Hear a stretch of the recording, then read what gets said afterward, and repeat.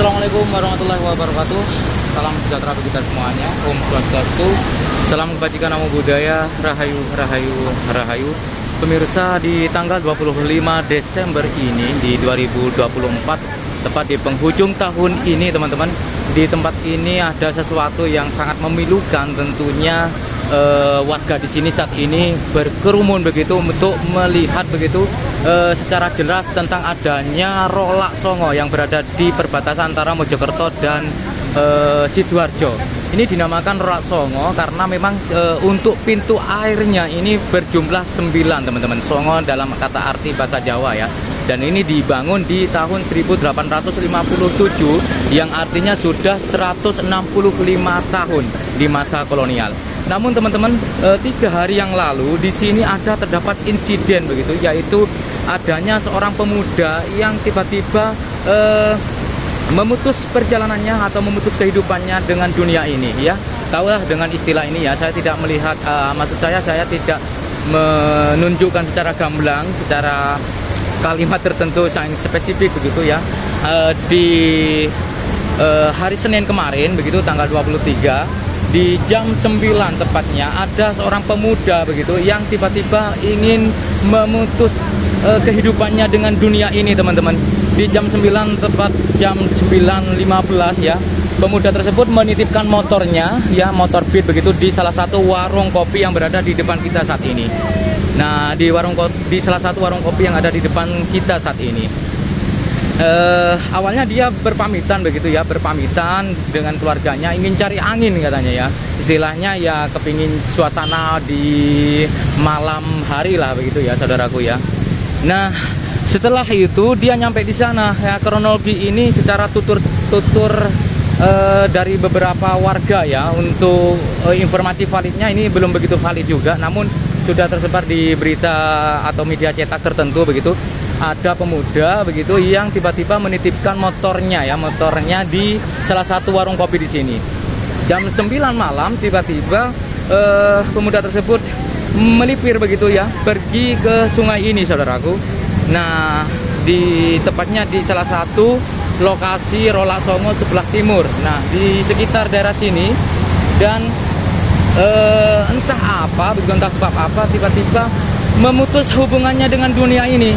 Nyemplung di sini teman-teman, nyemplung di sungai ini teman-teman. Dan sampai saat ini sudah 3 hari, tim SAR sudah berusaha dengan beberapa titik di lokasi begitu menyisir sungai ini dan masih belum diketemukan. Nah, di sini teman-teman, kalau melihat kondisinya dengan curah hujan yang cukup tinggi, Rolak Songo saat ini kondisinya tidak pada umumnya ya, tidak seperti beberapa bulan kemarin. Ini deras ataupun arus angin yang saat ini, maksud saya arus air yang saat ini semakin deras begitu. Saya melihat di sini gulungan ombak yang dengan arus yang cukup deras begitu saudaraku. Nah, ini juga mempersulit tim SAR untuk pencarian dari pemuda yang sudah berada di dalam sungai ini selama 3 hari sampai saat ini masih belum diketemukan. Dan suasana di jam 3 saat ini sore hari, warga berdatangan untuk melihat lokasi ataupun melihat secara dekat begitu kondisi dengan adanya Rolak Songo yang berbagai macam insiden. Kalau melihat dari historis teman-teman, historis dari Rolak Songo ini memang dibangun di masa Belanda, di masa kolonial di tahun 1857, yang memang tujuannya untuk sebagai apa ya, kontrol air begitu ya. Karena ini memang merupakan sungai terbesar di Jawa Timur, Sungai Brantas begitu, yang juga di masa kemerdekaan ini sempat rusak saudaraku, sempat rusak parah, dan ini merupakan hasil dari renovasi ataupun rekonstruksi ulang begitu. Namun ada beberapa yang masih asli begitu ya, bangunan asli di masa kolonial. Nah, seperti ini kondisinya ya. Kondisi saat ini untuk Rolak Songo yang berada di perbatasan antara Sidoarjo dan Mojokerto. Kondisinya seperti ini. Dan warga pada berdatangan begitu saat ini ya. Lumayan cukup banyak, dari pagi tidak pernah sepi begitu oleh datangnya warga dari berbagai macam daerah. Bahkan ada yang dari luar daerah berdatangan melihat kondisi terkini Rolak Songo ya. Kondisi terkini Rolak Songo. Nah, ini merupakan sungai terbesar.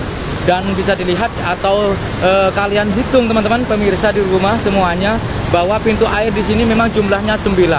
Nah, kalau melihat dari beberapa cerita tutur warga bahwa Rolak Songo menyimpan misteri tertentu, ada kejadian-kejadian di luar nalar begitu ya, yang tidak sedikit orang meyakini bahwa tempat ataupun Rolak Songo ini mempunyai penunggu ya. Ada penjaga sosok astral yang kerap kali begitu di malam-malam tertentu, di hari-hari tertentu suka menampakkan diri. Nah, bahkan ada beberapa warga begitu yang sering melihat adanya sosok kakek tua yang berada di sebelah timur dari sisi utara dari Rolak Songo ini, yang sering menampakkan diri, terutama bagi pemancing begitu ya. Kakek tersebut tiba-tiba menampakkan diri setelah mereka ataupun yang melihatnya dengan kedipan mata tertentu begitu ya, dia tiba-tiba hilang begitu saudaraku. Jadi banyak sekali insiden yang terjadi. Bahkan beberapa tahun yang lalu pernah ada satu mobil itu tiba-tiba tenggelam ataupun secara otomatis nyemplung di sini teman-teman ya. Dan ada beberapa di dalamnya, satu yang selamat waktu itu. Jadi teman-teman yang mungkin melintas dari perbatasan Sidoarjo menuju ke Mojokerto ataupun sebaliknya dari Mojokerto ke Sidoarjo, kebanyakan memang melintasi dari jembatan Rolak Songo ini saudaraku. Nah, seperti ini keadaannya saat ini ya. Kita doakan sosok pemuda yang sudah putus hubungan dengan dunia ini dengan cara mereka yang tidak patut dicontoh tentunya ya teman-teman, tidak patut dicontoh begitu ya, yang saat ini masih belum diketemukan begitu ya. Minta doanya untuk semoga segera ditemukan, dan kita berdoa terhadap keluarganya juga supaya tabah begitu, diberi kesabaran dengan adanya musibah yang seperti ini saudaraku ya. Dan apa motif dari kejadian tersebut ini masih simpang siur ya teman-teman. Saya tidak memastikan secara spesifik apa motifnya, namun beredar begitu di kalangan masyarakat, katanya ada motif asmara ya, dilatar belakangi karena ada hubungan begitu yang selama 6 tahun katanya begitu. Tapi ini bukan sesuatu informasi yang pasti ya, bukan sesuatu informatif yang pasti, tapi beredar begitu di kalangan masyarakat sini, katanya memang akibat dari hubungan asmara begitu ya teman-teman. Untuk lokasinya ini berada ataupun kejadiannya pemuda yang memutus hubungannya dengan dunia ini itu di sini teman-teman, di sekitar sini ya, di sekitar sini. Jadi ceritanya itu jam 9 ya, kisaran jam 9 hari Senin malam begitu. Dia menitipkan motornya di di warung kopi sekitar ini ya, depan kita ini. Terus tiba-tiba dia ke sini terus nyemplung teman-teman. Oke, teman-teman yang datang ke sini, sebetulnya ini merupakan peninggalan yang mempunyai magnet besar karena bisa terbukti begitu ya, UMKM ataupun orang-orang yang berjualan di sini sangat ramai dengan adanya magnet Rolak Songo ini ataupun jembatan Rolak Songo itu. Nah, di sini tidak pernah sepi teman-teman ya, apalagi di hari weekend begitu ya. Ada banyak warga yang berdatangan ke sini melihat ataupun menyaksikan suasana di Rolak Songo, karena memang kondisinya ya secara alam juga panoramanya juga mendukung begitu ya, dengan deburan air ataupun arus yang menjadi istilahnya warna tersendiri bagi di wilayah Rolak Songo ini.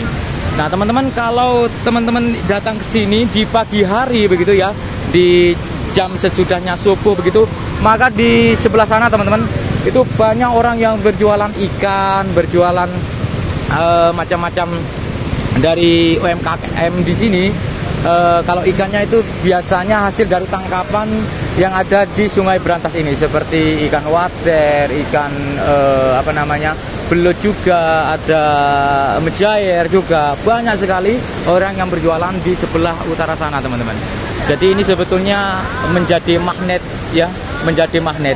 Namun ya itu tadi, dari awal dibangunnya Rolak Songo ini sampai di tahun ini yang sudah 165 tahun, banyak insiden-insiden yang di luar nalar begitu ya yang terjadi di sini, mulai dari adanya penampakan, terus orang yang mencoba untuk memutuskan hubungannya dunia ini begitu ya, menjadi istilahnya sesuatu yang menjadi hal yang di luar nalar, teman-teman. Nah, sampai saat ini saja ini sudah ada ratusan orang yang berdatangan begitu. Kalau dihitung mulai dari Senin kemarin sudah ribuan orang. Karena memang kondisinya pemuda itu masih belum diketemukan, teman-teman. Bahkan ini sebelum saya rekod video ini sudah mengalami hujan yang sangat deras barusan, dan istilahnya menghambat dari tim SAR untuk mencari si pemuda tersebut, teman-teman. Nah, seperti itu. Itu ada Pak Bambang dari BPBD Provinsi Jatim.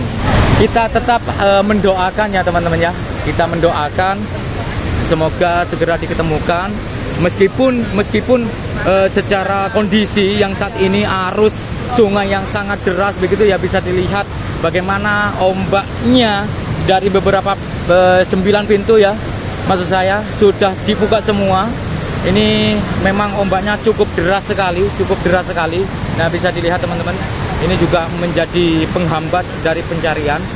Nah, seperti itu saudaraku ya, seperti itu.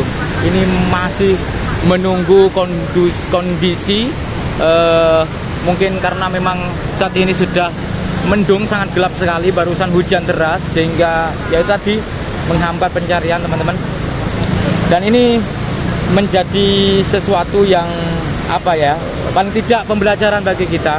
Apapun masalahnya, ayo kita konsultasi begitu ya, sharing sama teman, jangan berdiam diri begitu ya, sehingga masalah semakin membesar, otak semakin buntu, sehingga ada niatan-niatan yang tidak patut ditiru, teman-teman ya.